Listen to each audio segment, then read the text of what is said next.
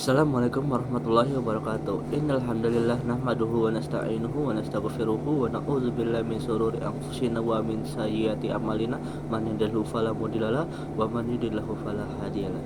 Asyhadu an la ilaha illallah wa asyhadu anna Muhammadan abduhu wa rasuluh.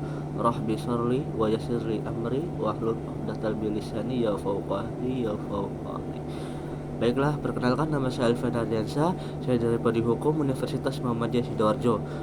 Saya akan menjelaskan terkait materi kuliah AIK yang berjudul Makna dan Pengertian Tauhid.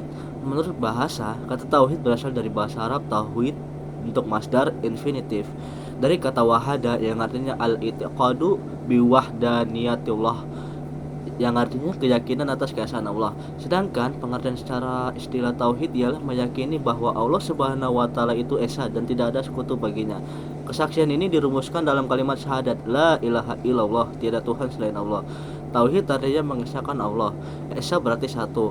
Allah tidak dihitung dengan satu, dua, atau seterusnya, karena kepadanya tidak layak dikaitkan dengan bilangan. Beberapa ayat Al-Quran telah dengan jelas mengatakan keesaan Allah, diantaranya surat Al-Ikhlas ayat 1-4 sebagai berikut.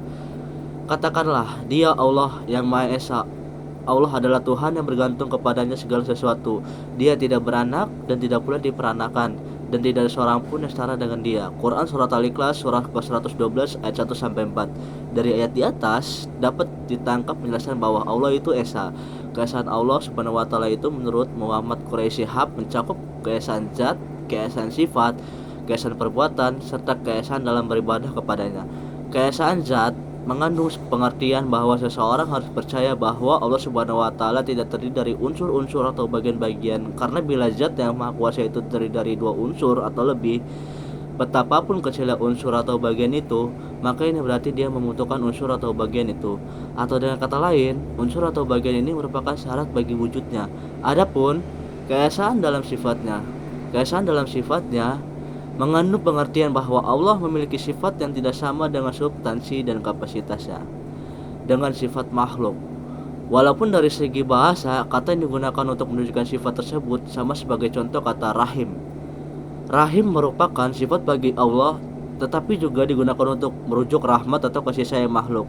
Namun substansi dan kapasitas rahmat dan kasih sayang Allah berbeda dengan rahmat makhluknya.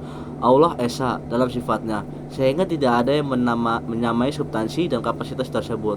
Keesaan dalam perbuatannya mengandung arti bahwa segala sesuatu yang berada di alam raya ini, baik sistem kerjanya maupun sebab wujudnya, kesemuanya adalah hasil perbuatan Allah semata. Sedangkan keesaan dalam beribadah merupakan perwujudan dari ketiga keesaan di atas. Katakanlah, sesungguhnya salatku, ibadahku, hidupku, dan matiku semuanya karena Allah, pemelihara seluruh alam. Quran surat Al-An'am surah ke-6 ayat 162.